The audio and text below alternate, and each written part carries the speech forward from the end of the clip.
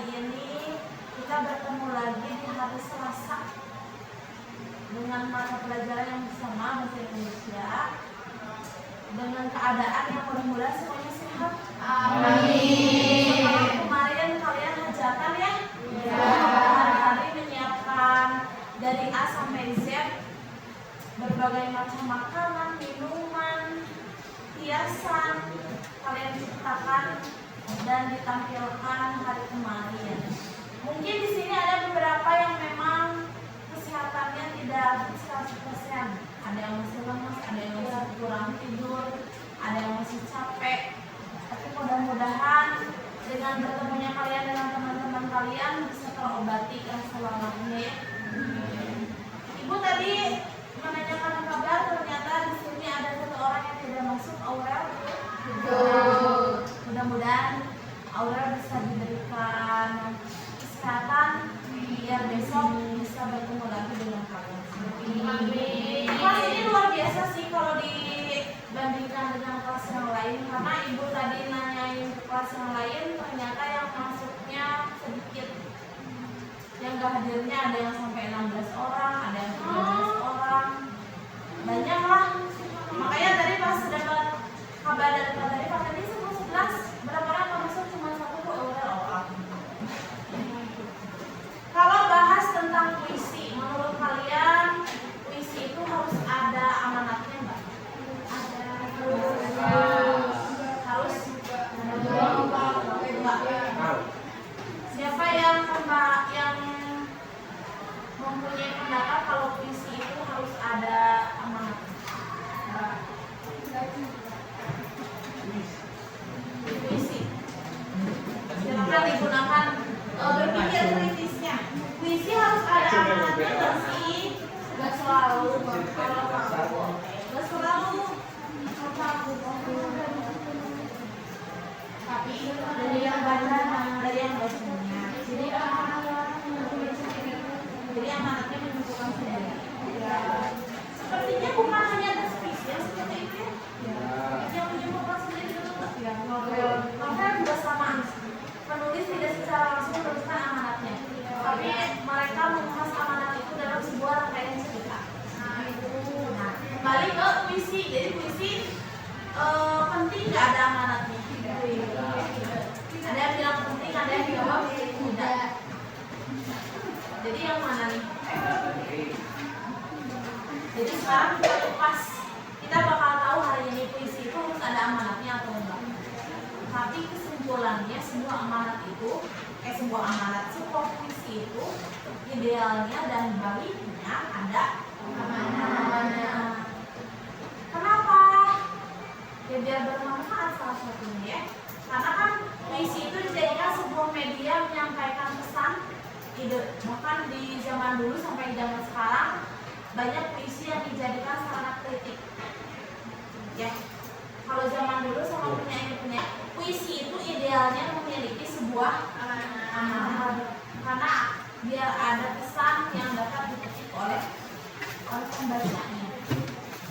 Zaman dulu puisi itu dijadikan sebagai sarana kritik sama para pahlawan kita yang terdahulu. Sampai sekarang juga banyak yang masih menyampaikan kritiknya melalui sebuah puisi. Salah satunya siapa? Najwa Shihab. Ya. Dia padahal profesinya apa sih? Jurnalis. Boleh nggak jurnalis bikin puisi? Boleh. Sangat boleh. Karena kalau dilihat dari isi-isinya mengandung kritik yang sangat mendalam bagi pemerintah, pejabat. Jadi itu hari ini kita membahas apa aja sih yang ada dalam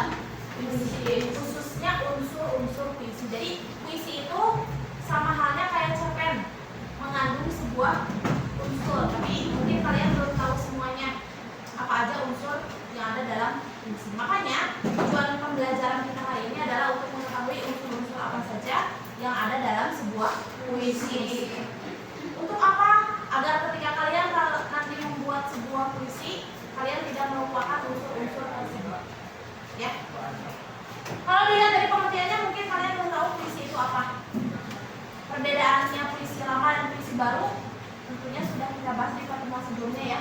Kalau puisi baru itu sifatnya lebih bebas, tidak terikat oleh aturan-aturan, tapi tetap unsurnya harus dipenuhi. Walaupun unsurnya tidak semua harus ada beberapa yang sifatnya opsional, jadi boleh diikuti, boleh ada atau boleh tidak. Jadi untuk pengertiannya, bahasa yang indah, hanya saja kamu jarang menyadarinya bahwa itu adalah sebuah puisi. Kadang kalian lagi melamun, lagi banyak masalah, lagi depresi, lagi stres misalkan ya, membuat sebuah tulisan atau catatan dalam buku ataupun gawai, tapi kalian menganggapnya itu bukan puisi. Padahal misalkan maknanya mendalam, amanatnya ada, itu bisa disebut sebagai puisi. Bahkan di pertemuan sebelumnya ibu pernah bilang, kalau kalian membuat sebuah tulisan, meskipun menurut kalian bahasanya tidak indah, tapi di dalamnya ada amanat dan kalian itu menganggap sebuah puisi, berarti itu bisa disebut sebagai puisi. Beda sama zaman dulu. Kalau zaman dulu puisinya itu hampir menyerupai pantun. Ada aturannya, akhirannya, suku katanya. Kalau lari pertama harus 8A, berarti lari kedua juga harus 8A. Lari ketiga itu. Nih yang tadi ya. Ketika kamu merangkai kata-kata yang berasal dari perasaan dan pikiranmu sendiri, dan kamu menganggap itu adalah sebuah karya puisi, berarti itu adalah puisi. Tapi sebelum kita mengenal unsur-unsur teks puisi ada apa aja, kita pengen kenalan dulu sama penulis-penulis puisi atau penyair yang ada di Indonesia. Ibu berharap nanti kan pergantian guru itu akan terus berubah ya. Kalau misalkan guru-guru yang sekarang pensiun, terus nanti ada calon-calon guru yang baru, ibu berharap ada potret-potret kalian yang ditampilkan sama guru-guru masa depan. Amin. Ya, itu berarti ibu berharap di kelas ini ada yang tertarik menjadi seorang penulis, tertarik menjadi seorang penyair yang memberikan banyak manfaat bagi masyarakat. Ya. Tapi kita lihat ada sosok siapa aja. Mungkin kalian juga banyak yang tahu sama sosok ini. Siapa? Khairul Anwar. Kenapa tahu Khairul Anwar? Khairul Anwar termasuk salah satu penyair Indonesia yang terkenal dengan puisinya yang berjudul Si Binatang Jalang. Itu alifnya. Judul puisinya apa? Ya. Bahkan si alif puisi ini pernah kalian temui di materi sebelumnya. Ingat-ingat ya wajahnya, matanya, hidungnya, alisnya, rambutnya, dan namanya. Dan kata kuncinya Khairul Anwar ini seorang penyair yang identik dengan judul puisinya Aku. Kita lihat sosok yang kedua. Ini W.S. Rendra. Kelihatan gak ya wajahnya? Kelihatan ya. W.S. Rendra juga termasuk penyair yang karya-karyanya itu banyak berisi tentang kritik terhadap sosial, kehidupan sehari-hari di masanya banyak. Kalau W.S. Rendra itu puisi yang terkenalnya itu Sejak Orang Lapar. Sejak Orang Lapar. Kritik kan? Kalau kira-kira kalau dilihat dari judulnya Sejak Orang Lapar, kritiknya kira-kira buat siapa? Yang bisa buat koruptor, bisa buat pemerintah atau masyarakat sekitar yang ekonominya tinggi misalkan ya, tapi merupakan orang-orang yang di bawahnya, teman-teman yang hidupnya itu juga besar. Jadi sangat luas semuanya. Diingat-ingat wajahnya ya, W.S. Rendra. Ini Sapardi Djoko Damono. Ya, udah sepuh dan ini termasuk penyair yang wafatnya di usia yang sangat senja. Tapi di akhir-akhir hayatnya dia masih banyak menulis puisi.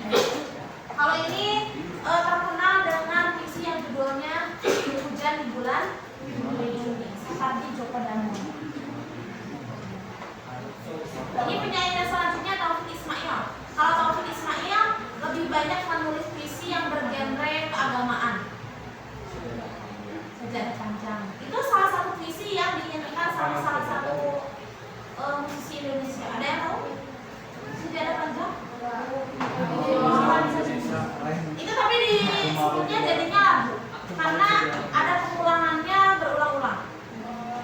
Tidak secara utuh yang mulai dijelaskan. Kalau misalkan puisi kan kalau mau mengulang itu mengulang secara utuh dari awal sampai akhir. Tapi kalau dijadikan lagu kan ada bagian ref, itu yang biasanya sering diulang-ulang. Nah itu berarti puisinya udah diadopsi menjadi sebuah lagu. Dan karya Bapak Taufik Ismail ini salah satunya Sejadah Panjang itu sudah diadopsi menjadi sebuah lagu. Sama siapa ya? Sama Bimbo. Yang liriknya sajadah panjang, panjang terbentang. Oh iya ya. Oh Iya. iya. Kalau kalian punya puisi mau dijadikan lagu boleh. Ya. Mungkin di sini ada nanti kita di penyanyi. Atau penyanyi yang fotonya ditampilkan sama guru yang masa depan. Sekarang ada Mustafa di sini juga sama. Genre puisinya itu hampir sama dengan Taufik Ismail. Mengusung tema keagamaan, ketuhanan, tentang pendosa. Ya. Dan salah satu puisi yang terkenal Maju tak bentar. banyak ya. Sajak cinta. Bukan, ibu kalau bilang itu buat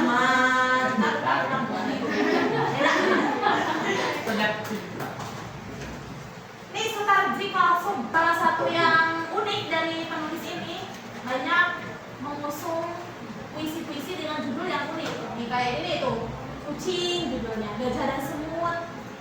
Mungkin kalau yang anak-anak SD atau SMP menganggapnya ya puisinya berarti tentang binatang itu, padahal kalau kita lihat isi puisinya tidak. Tergantung interpretasi ya, tergantung orang-orang menginterpretasikan seperti apa. Dan yang terakhir ada Pramudia Anandatur. Ini bukan hanya menulis puisi, teks drama juga banyak naskah drama yang dibuat sama Pramudia. Dan aliran-alirannya banyak yang mengkritik politik. Terus oke ya, ingat ya bentuk kacamatanya, karena ini nanti akan berkesinambungan sama tantangan hari ini. Siapa ini? Ingat-ingat wajahnya ini Pramudia, Sutarji, Mustafa Misri, Taufik Ismail, Sapardi, W.S. Rendra, dan Hari Rahman. Gitu, jadi tujuan dari pembelajaran kita hari ini salah satunya itu ketika nanti kalian membuat puisi lagi, bahkan kalau misalnya kalian sudah mencintai puisi pasti tagihan ya bikin puisi. Jadi silahkan nanti kalian membuat puisi yang unsurnya lengkap, itu ideal. Tapi nanti kita lihat mana yang boleh ada atau yang harus ada, mana juga yang boleh ditiadakan. Nih, sebenarnya unsur puisi itu hanya dibagi menjadi dua. Ada unsur fisik dan ada unsur materi. Tapi bukan masalah ya, tantangannya adalah ketika si unsur fisik ini punya anak dan si unsur batin ini punya anak juga. Itu yang membuat agak rumitnya ya. Apalagi kalau anaknya banyak. Belum nanti anaknya punya anak lagi dari itu cucunya si unsur fisik dan unsur batin, benar nggak? Ya. Si unsur fisik dan unsur batin itu nanti poin-poinnya hampir sama. Hanya ada beberapa saja. Tapi kalau dilihat dari namanya, menurut kalian kalau unsur fisik ciri-cirinya kayak gimana? Kelihatan jelas. Kelihatan jelas apanya? Jadi kayak dari bentuk pembesaran. Kelihatan dari fungsinya secara langsung gitu. Bisa salah satu. Ya kalau unsur batin?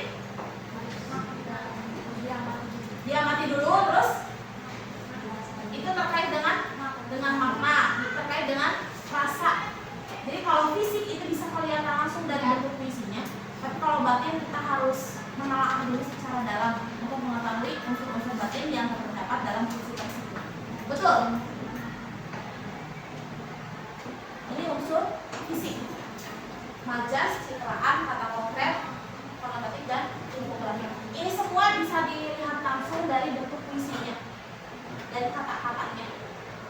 Tapi kalau unsur batin, kita biasanya harus menelaah dulu, mengamati dulu terkait dengan amanat itu maksudnya unsur batin. Yang pertama ada majas. Majas sebelumnya perlu kita bahas di teks anekdot ya, ada majas ya. Terus hikayat ada majasnya juga, termasuk cerpen juga sama. Di majas ini sebenarnya yang bisa digunakan dalam teks puisi banyak.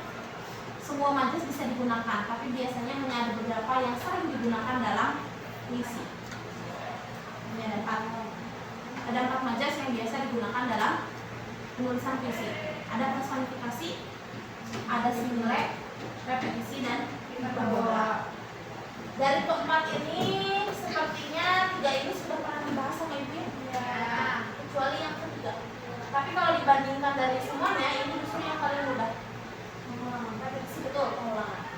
Kita ulas lagi, mengingat lagi personifikasi yang kayak gimana? Menghidupkan benda mati bisa, atau sesuatu yang dianggap seperti memiliki sifat manusia.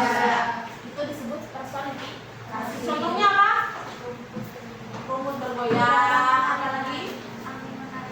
Angin menari-nari, apa lagi? Angin menyapa kulit tubuhku, itu juga sama kan? Kalau menyapa kan itu kebiasaan orang, ya. Kalau perumpamaan, ya, betul. Membandingkan sesuatu dengan hal yang lainnya. Cirinya itu biasanya menggunakan kata ba, nan, betul. Laksana, umpama, seperti, bagaikan. Itu merupakan ciri-ciri dari majas perumpamaan. Jadi ada kata-kata tersebut. Yang ketiga ada repetisi, itu berarti pengulangan. Yang diulang boleh katanya, boleh taliknya, boleh baiknya secara utuh, boleh diulang. Kalau ada perulangan berarti itu sudah menggunakan majas repetisi. Misalkan, tawamu tak lagi kudengar, senyummu tak lagi kulihat. Itu contoh penggunaan repetisi. Karena ada pengulangan.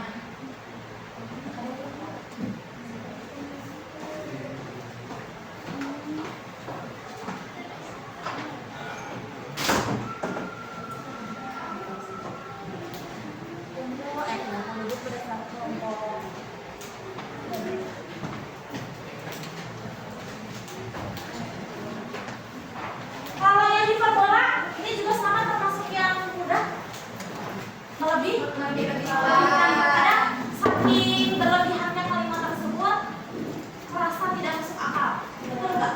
Betul. Nah tapi si majas hiperbola ini digunakan untuk meyakinkan. Kayak istilah atau kalimat yang sering kalian dengar, jika kau pergi kita bisa hidup tanpamu. Ya itu kan berlebihan ya. Padahal kan dia nggak tahu takdir hidupnya sampai kapan, benar? Itu contoh penggunaan majas hiperbola.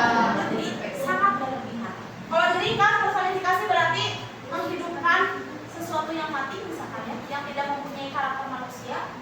Yang kedua perumpamaan tadi ya, ada ciri-ciri kata, bak, nan, laksana, umpama, sebagaikan, seperti. Repetisi berarti ada pengulangan. Pengulangannya bisa kata, bisa frasa, bisa lari, bisa kalimat, atau bisa bait secara utuh. Dan yang terakhir ada majas hiperbola. Berarti itu yang sangat berlebihan. Itu majas. Ini kita mengulas aja ya. Nih pengertiannya.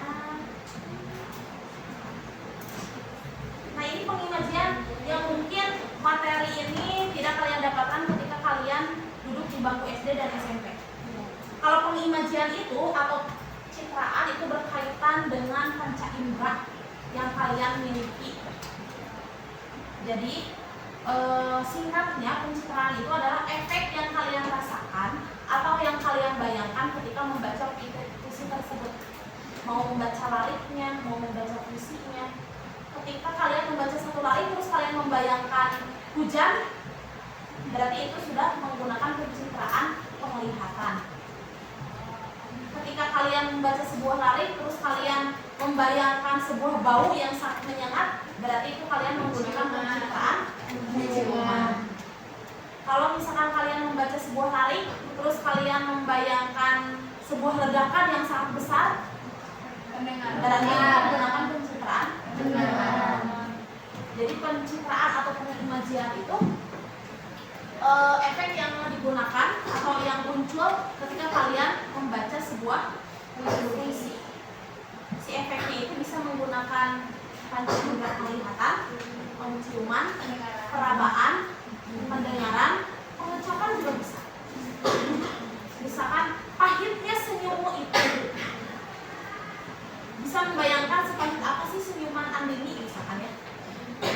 Itu berarti menggunakan pencitraan pengecapan rasa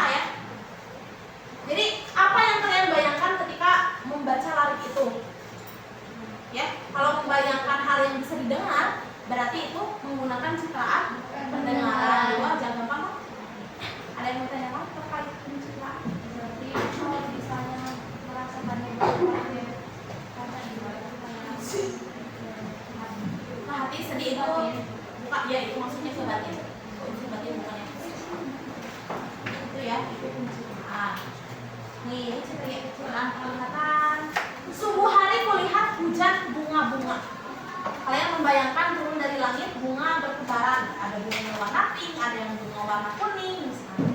Itu berarti kalian sudah menggunakan citraan penglihatan. Pendengaran. Aku mendengar suara rincik air sungai yang ngalir. Berarti mendengarkan suara air. Itu berarti citraan pendengaran. Penciuman. Bau mesiu atau mesiu itu apa? Ya, yang buat senjata, buat bom, buat ledakan.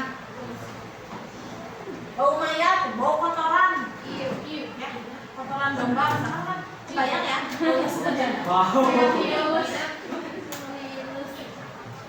perabaan, mengusap pundak, angin terasa dingin. Ini pakai majas ya, majas personifikasi. Citraannya berarti perabaan. Ini mengecap manis, pahit, asam, pedas. Itu maksudnya itu citraan mengecap. Dan unsur selanjutnya ada kata konkret. Kalau kata konkret itu kata yang maknanya itu makna sebenarnya. Misalkan kata hujan, berarti artinya apa kata konkretnya? Hujan. Ya, kalau hujan berarti artinya apa maknanya?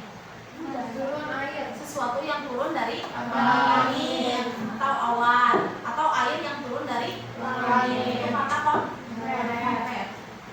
Jadi makna yang sebenarnya kalau kata konkret itu.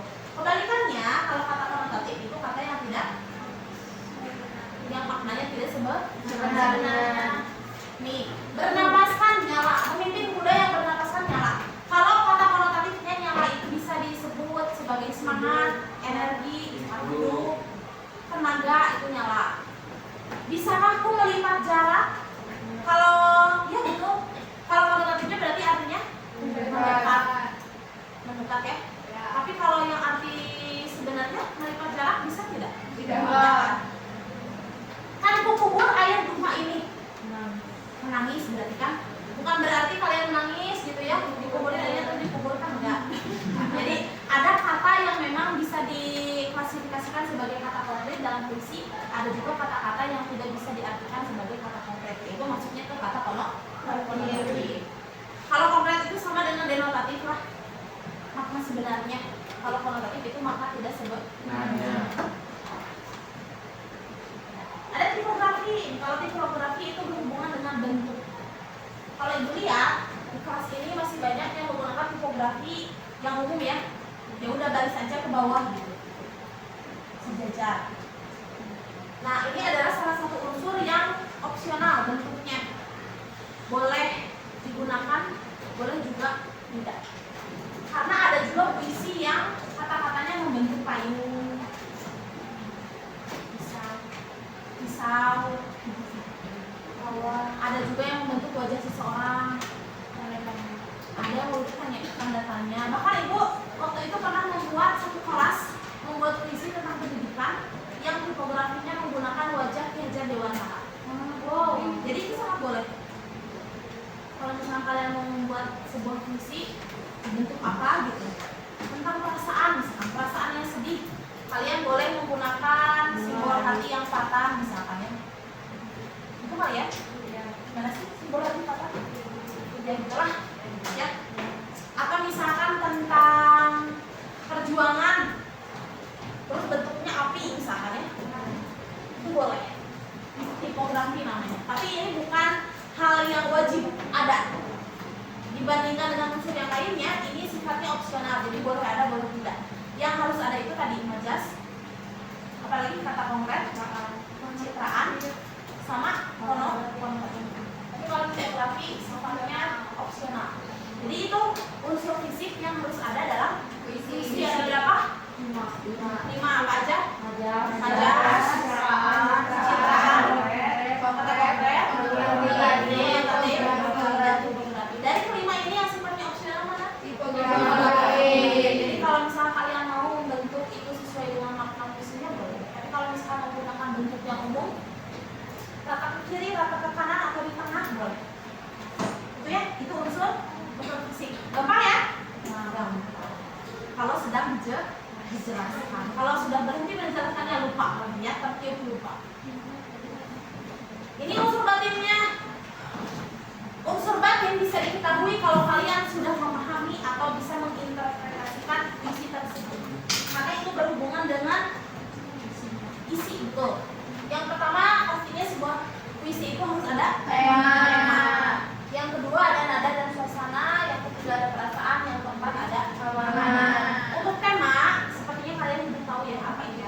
Mau teks cerpen, mau teks biografi, mau teks LHO, termasuk teks puisi, itu pasti mempunyai sebuah tema.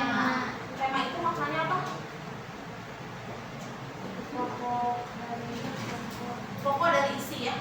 Berarti karena ini sedang membahas tentang puisi, berarti ide pokok dari sebuah puisi. Temanya banyak, percintaan lah. Pas ini kemarin apa? Perjuangan, kesedihan, pendidikan, politik, itu juga bisa disebut sebagai tema. Tema yang sangat luas ya, sangat besar. Yang kedua ada nada dan suasana. Ini saling berkaitan, yang nomor 2 sama 3. Kalau nada itu sikap atau rasa yang ingin disampaikan oleh penulis. Kalau misalkan suasana, perasaan yang dirasakan oleh pembaca, penikmat puisi tersebut. Terkait dengan itu, nada itu nanti akan ada bagian-bagiannya. Ada yang nada romantis, ada yang nadanya melankolik, ada yang nadanya sinis. Ya, jadi itu 4 nada yang bisa digunakan oleh penulis ketika mau menulis sebuah puisi. Ketika seorang penyair atau penulis puisi itu menggunakan 4 nada ini, nanti akan berhubungan dengan suasana hati yang dirasakan oleh pembaca. Kalau nadanya patriotik, berarti suasana yang dirasakan pembacanya apa? Bisa berapi-api, bisa semangat, ya. Kalau sinis, bisa tentang rasa kemarahan, ya. Jadi itu saling berhubungan nanti dengan perasaan. Ketika kalian sudah membaca buku tersebut atau puisi tersebut, perasaan apa yang timbul? Apakah marah? Apakah iri? Apakah sedih? Itu nanti kita akan analisis. Ini temanya tadi ya. Dua nada mengungkapkan sikap penyair terhadap pembaca. Sedangkan suasana adalah keadaan jiwa pembaca saat membaca puisi tersebut. Ini nadanya melankolik, romantik, patriotik, dan sinis. Kalau melankolik berhubungan dengan hal yang menyedihkan, murung. Makanya sama ibu pakai warnanya warna biru. Kalau warna biru kan menunjukkan rasa kesedihan, kecewa. Romantik ibu kasih warna merah, pink sih sebenarnya. Menggambarkan suasana hati yang tenang dan menyenangkan. Berbahagia juga bisa pakai nada yang romantik. Patriotik ibu pakai warna oranye karena menunjukkan semangat, ya. Sinis ibu pakai warna hitam karena kalau sinis itu auranya sangat jelek sekali, negatif. Tapi tergantung sih sinisnya ke arah yang mana. Jadi ini 4 nada yang ada dalam unsur batin atau unsur fisik. Itu nada, dan ini rasa apa sih yang ingin disampaikan oleh penulisnya kepada pembaca. Biasanya kalau rasa ini pasti akan selaras dengan pembacanya juga ya. Kalau penyairnya menulis puisi dengan rasa berbahagia, pasti sampai ke penyair atau ke penulisnya juga pembacanya berbahagia. Terus amanat ini berarti penting ya. Sebuah puisi itu harus memiliki amanat. Karena harus ada pesan yang dapat diambil oleh pembaca. Itu unsur batin. Ada lagi yang mau ditanyakan? Buat yang nada dan suasana, sama ada yang disampaikan sama penyanyi, itu harus bisa tulisan atau harus kayak sedang dibaca.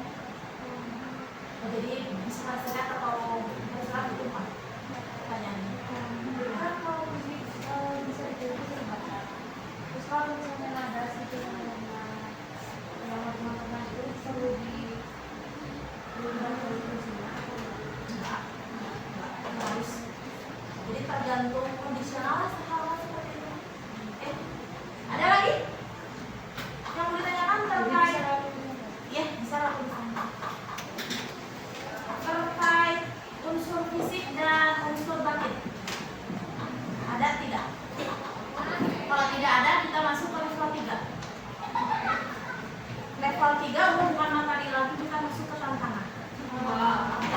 kelompok. Ini meskipun kelompok, tiap individunya kalau di proyek kan saling bekerja sama ya. Kalau ini saling berlawanan. Ya, silakan atau kalau misalkan tidak ada yang mau ditanyakan, dipilih satu orang sebagai ketua kelompok.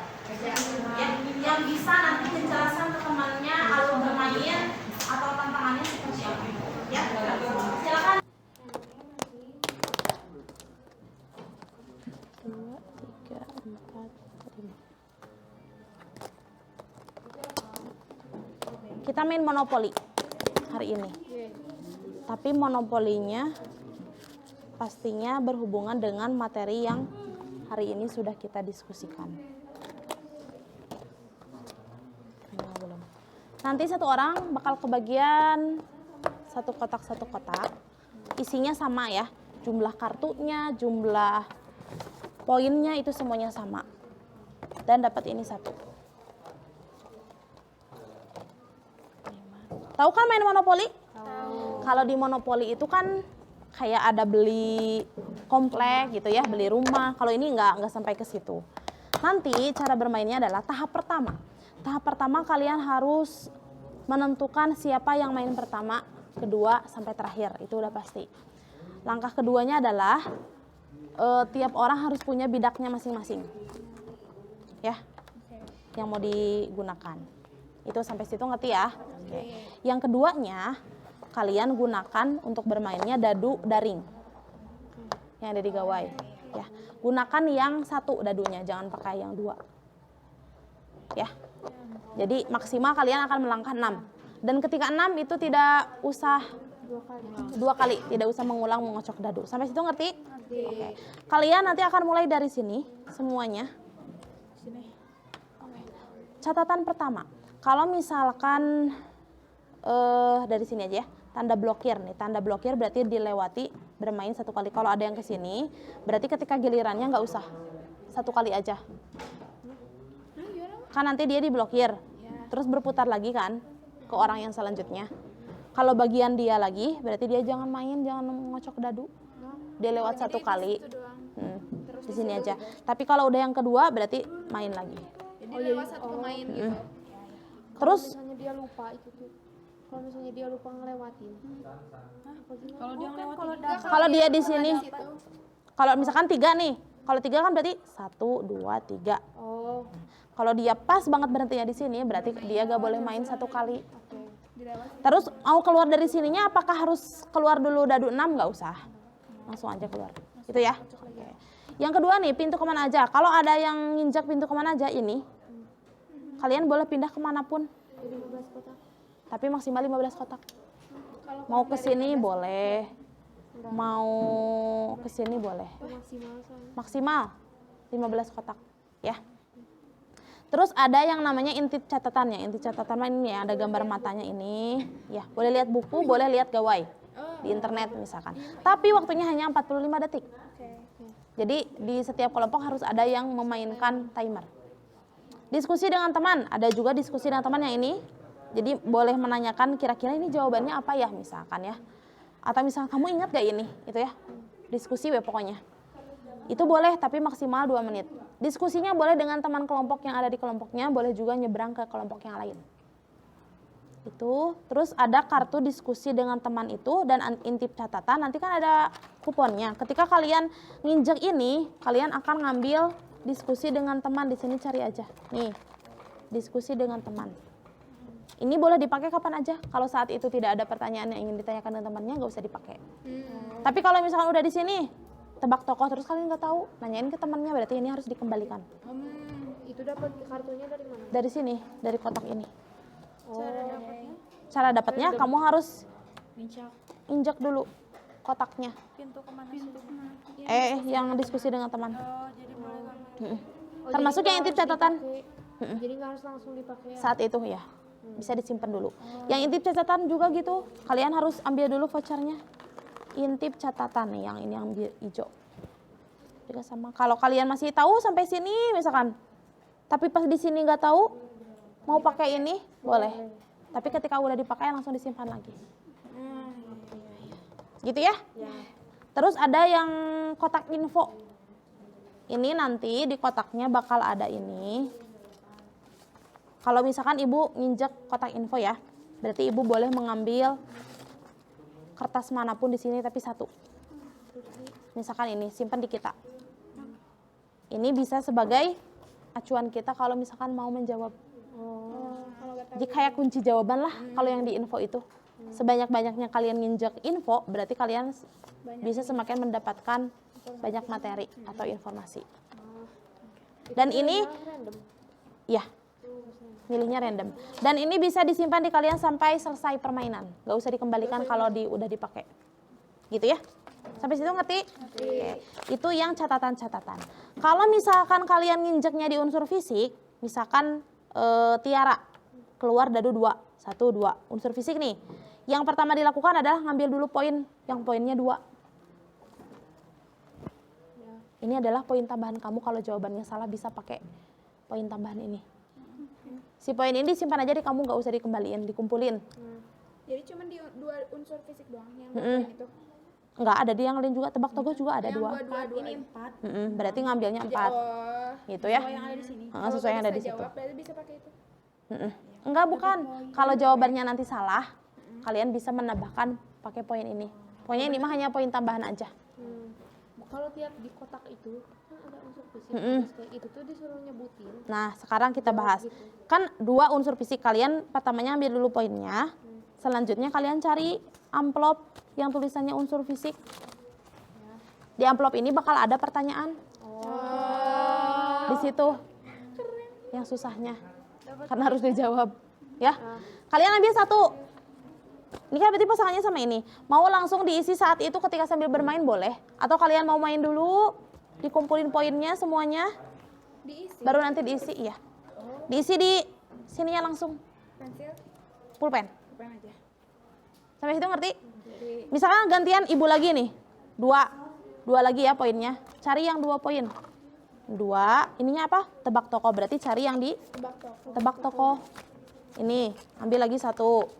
Gitu, mau langsung diisi boleh, mau nanti diisinya juga boleh, disesuaikan aja sama waktu yang kalian punya.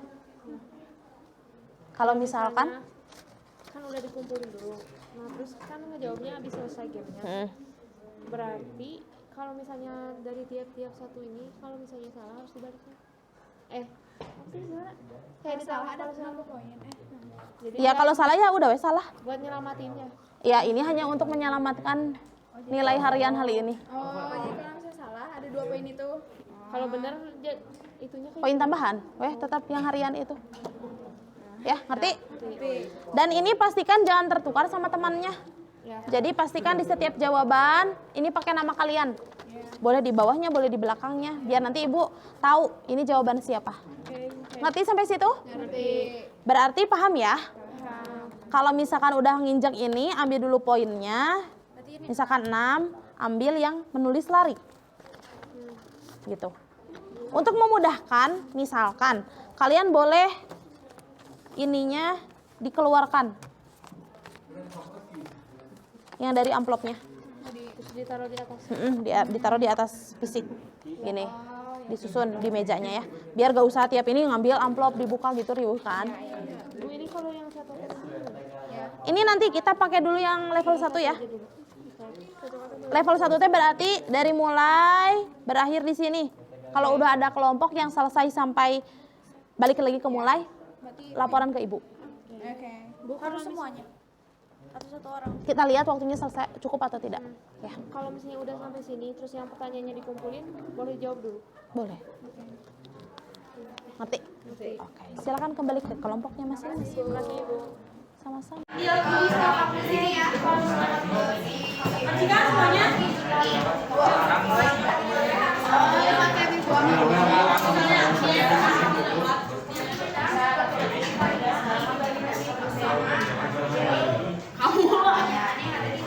Coba mengerti.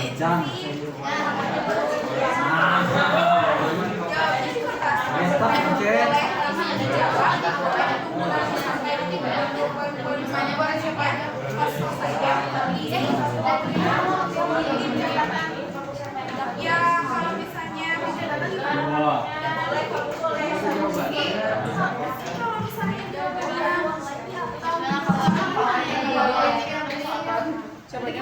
Berarti yang mana nih? Segitu dah. Tapi kenapa kita dapat ini? Inti catatan kita dapat yang ini. Dua-duanya. Oh, kira si jawab pada kesempatan kelas saja. Kelas kotak.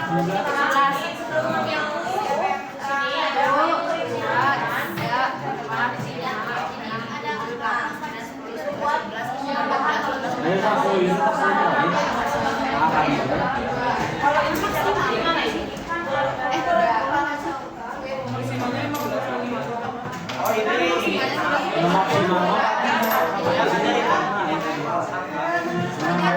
Ini dapat 10 poin. Nah terus apa ya? Tulis balik cari tulis balik. Ini isi. Sekarang juga presisi.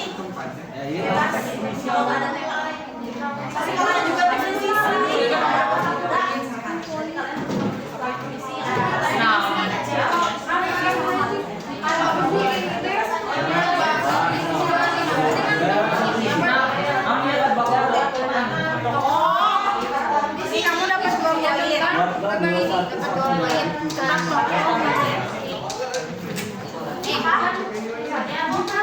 Mana ininya? Di sini kawan. Ih. Ini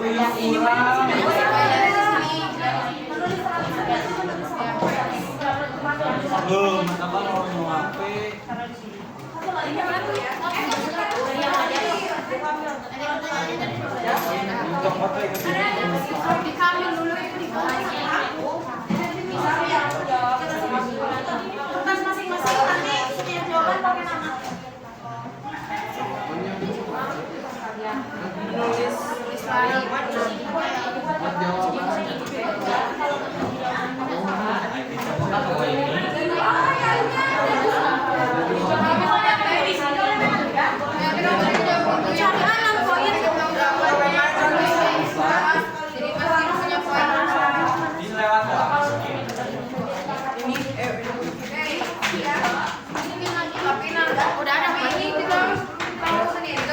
Kamu tuh dapat info, dapat info.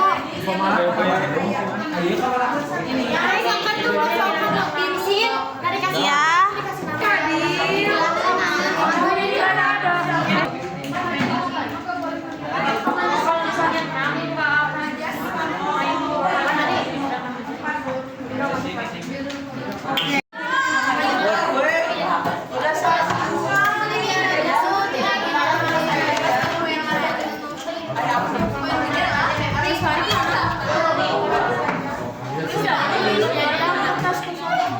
Kita bukan di yang jawaban.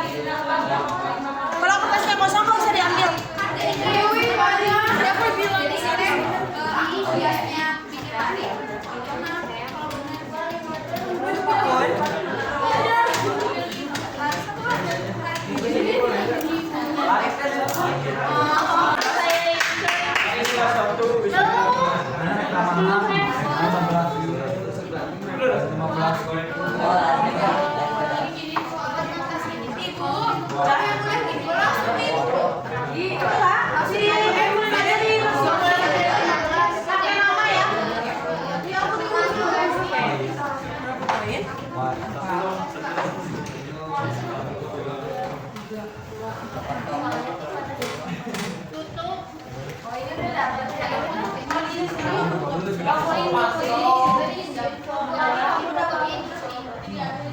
Dua kali ya, Mbak?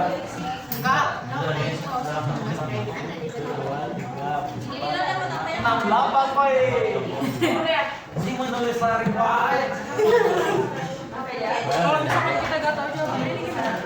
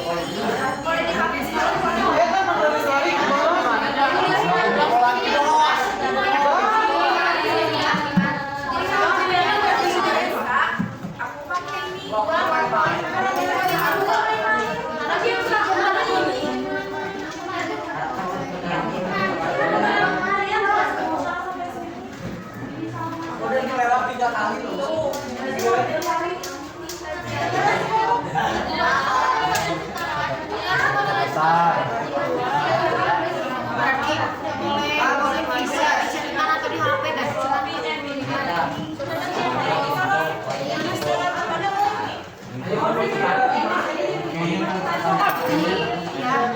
udah ini kalau udah ini masuk ke sini lagi tapi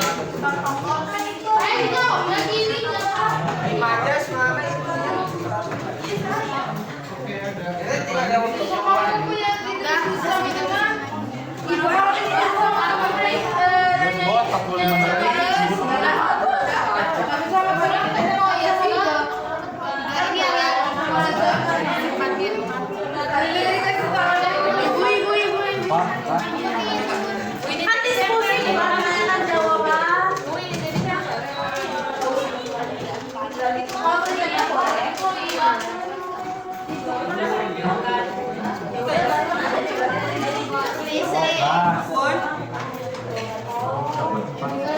Poin lagi menurut saya itu nggak apa-apa ya.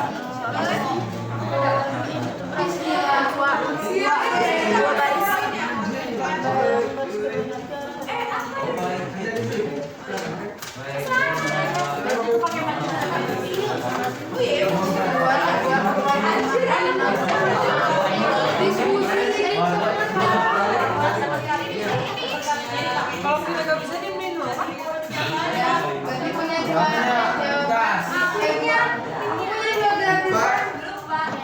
Pak Bos.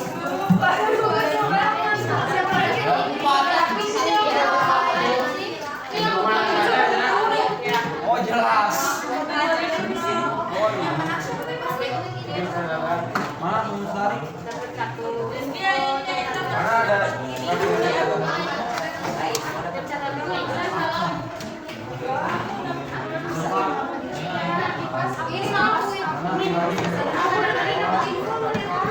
Berarti kalau misalnya Masa kali putar? Empat ya.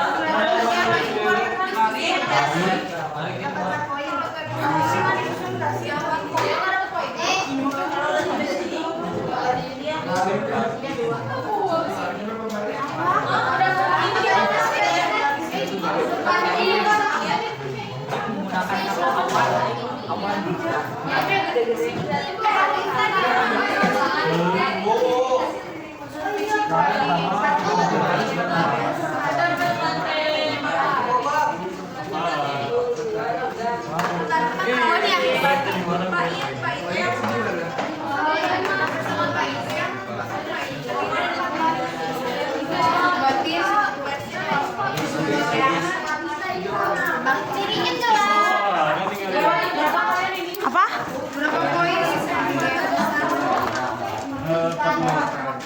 Menentukan citraan kelelawar raksasa datang dari langit kalabu tua. Ketika kamu baca larik ini, citraan apa yang muncul di pikiran kamu? Apakah pendengaran atau misalkan penglihatan atau perabaan? Ditulis ini. Iya kayak gitu.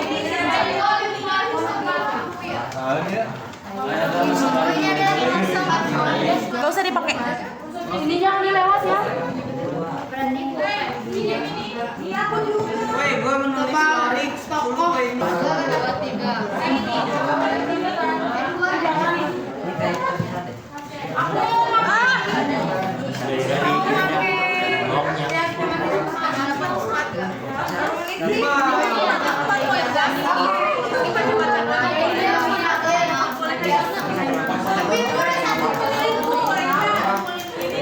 Tunggu dulu berarti. Sambil menunggu kamu bisa jawab dulu itu pertanyaannya. Udah dijawab semua ya, udah tunggu dulu.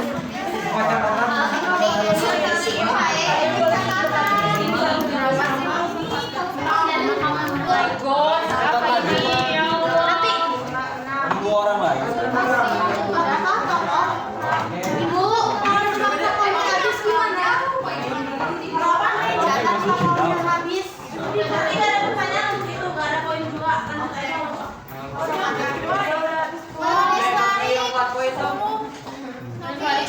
Tapi pertanyaannya buat Oh, dapat poin. Aku juga menang poin.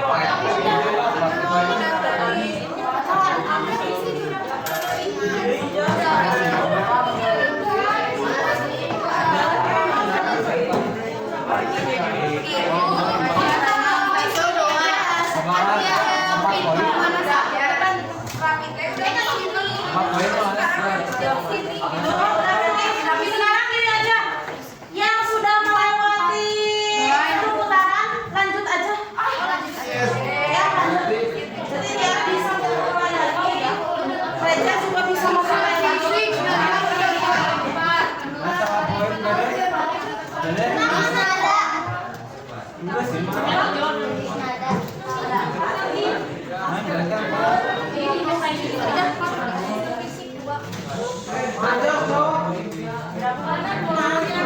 Kalau poin berarti di sini juga sudah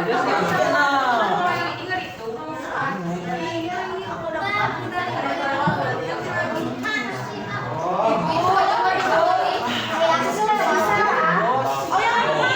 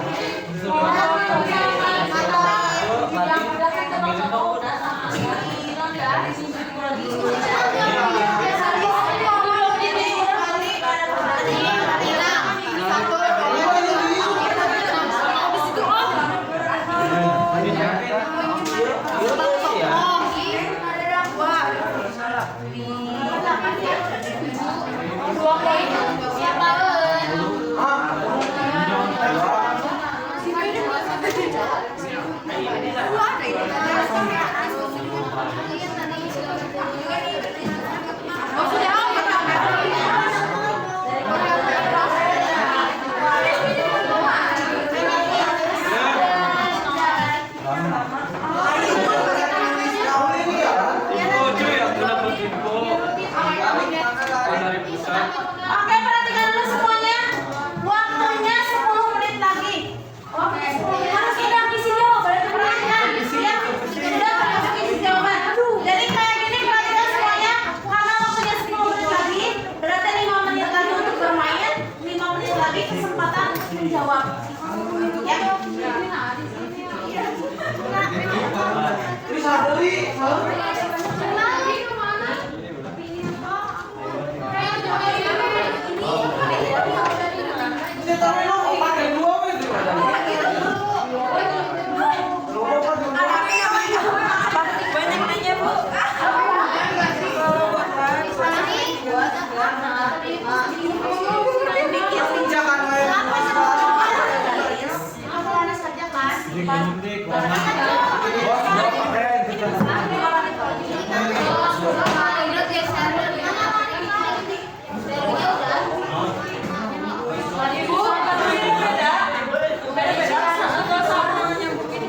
Nyambung aja.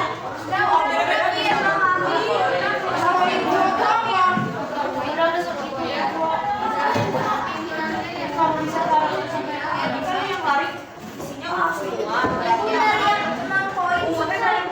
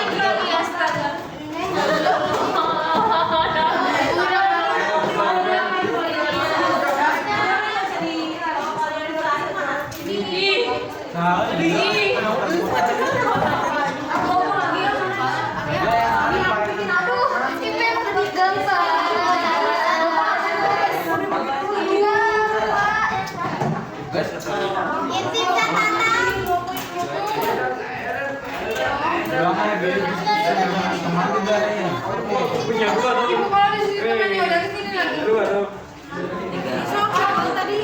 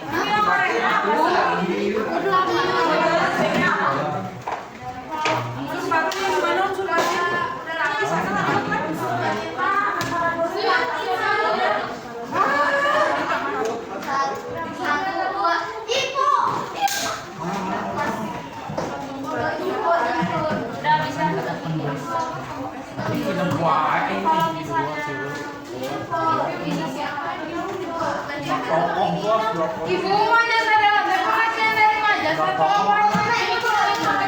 lanjut di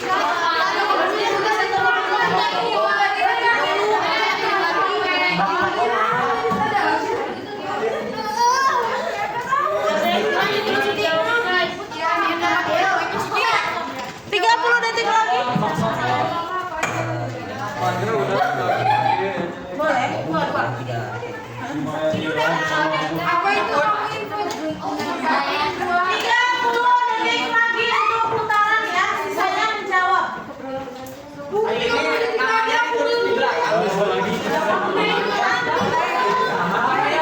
Ibu, kuis sudah. Ini ibu sudah ini kan bukan kuis ya. Terlihat unik, terlihat unik ya. Bukan hanya dari gamenya, tapi ada orang yang membuat oh iya. Ini mati sih berapa? Ibu ini aku ini baru sedikit ini ya.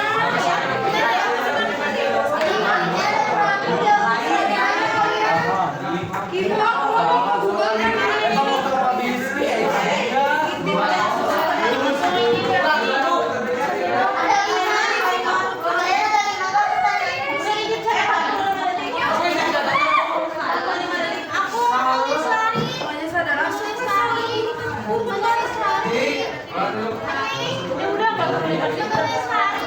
Oke, teman-teman untuk bermainnya sudah selesai. Berarti sekarang tinggal menjawab. Perhatikan, sekarang waktunya menjawab 5 menit.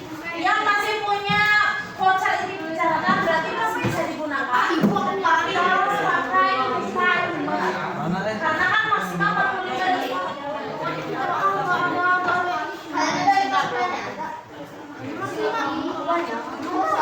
Banyak ya semua yang nulis. Aku juga 5 loh. Gak apa-apa, aku 3. Aku 3, gak apa-apa, aman. Sekarang tinggal menjawab ya. Ibu pulpen enggak? Iya, aku tadi.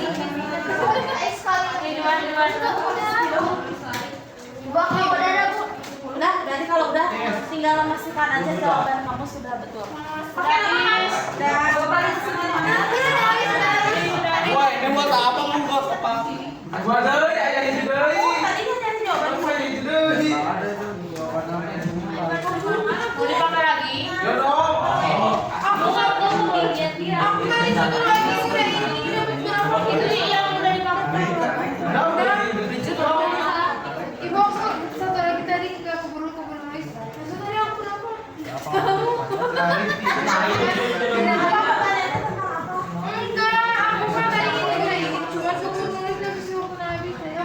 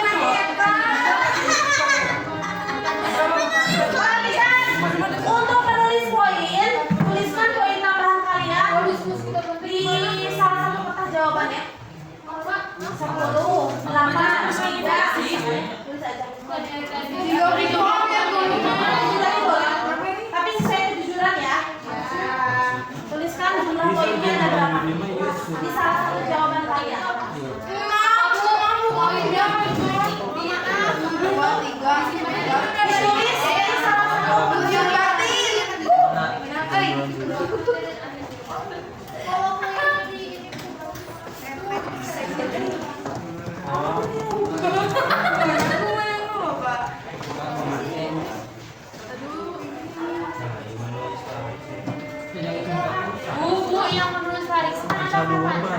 Itu harus ada, atau boleh kayak temanya gitu. Oh, boleh tentang temanya tersirat berarti ya.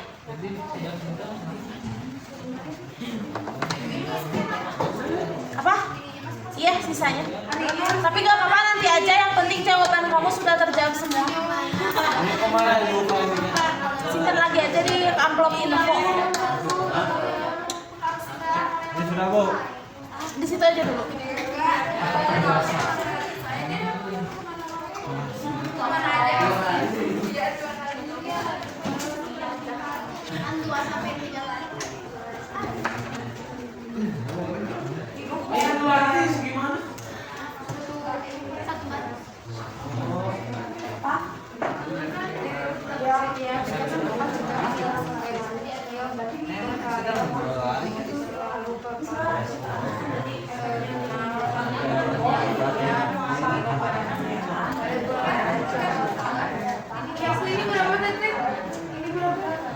Tiga menit lagi ya.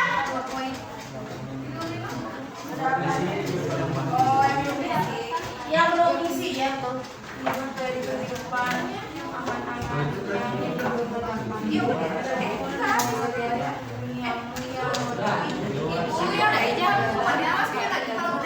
Kalau udah ditulis poinnya ya. Kalau yang masih ada ini Simpan juga. nulis poinnya di mana? Di salah satu kertas jawaban.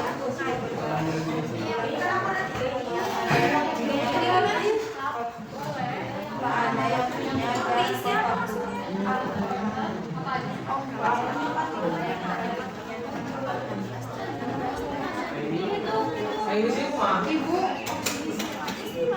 kalau sinisnya sedih gak, Bu? Tadi Ini ada kamu kan. tadi ada apa? Sedih mah melankolik. Melankolik kesedihan, patriotik semangat, romantik tentang hal yang menyenangkan, berbahagia. Kalau sinis apa berarti? Sinis mah kita amarah gitu.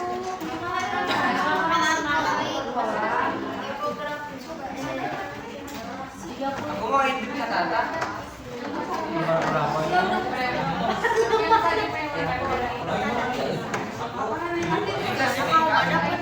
Kesedihan ya.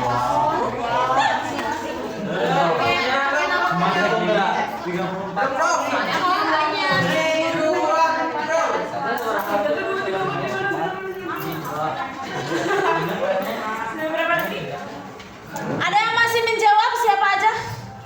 Aku. Oke. 2 menit lagi ya. Salah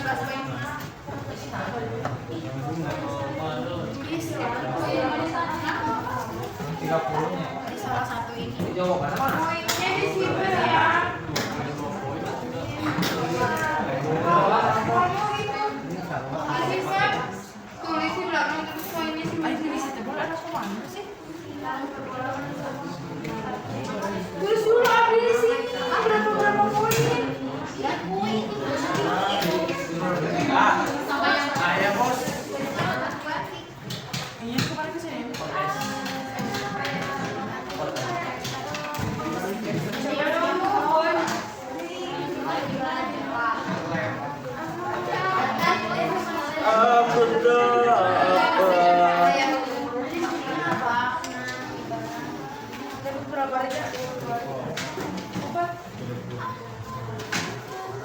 Oh di jurnal.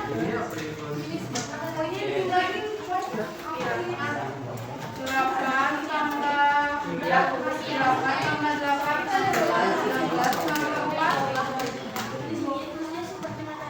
1 menit lagi.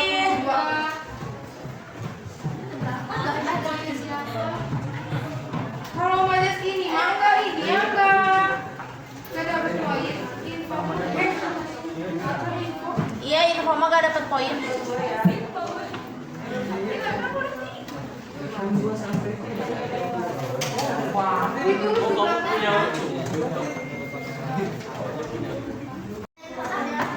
udah selesai semuanya ya? Ya. Kita sudah melewati 3 jam pelajaran membahas tentang apa tadi? Tentang puisi, khususnya tentang unsur. Ya, unsur puisi ada unsur apa aja? Oke.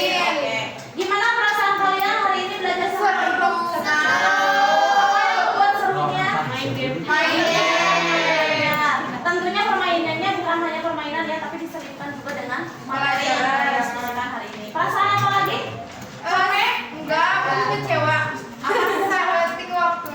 Waktunya sedikit. Mungkin apa lagi? Perasaan yang muncul? Mengacu adrenalin. Mengacu adrenalin apalagi karena berpaut dengan waktu ya. Melankolik. Berarti ada perasaan sedih sebenarnya. Sedih ketika melihat pertanyaannya sulit untuk dijawab mungkinnya karena ada sebagian yang lupa. Jadi itu yang bisa kita bahas hari ini. Ada unsur fisik dan unsur batin. Jadi unsur fisik itu ada apa aja?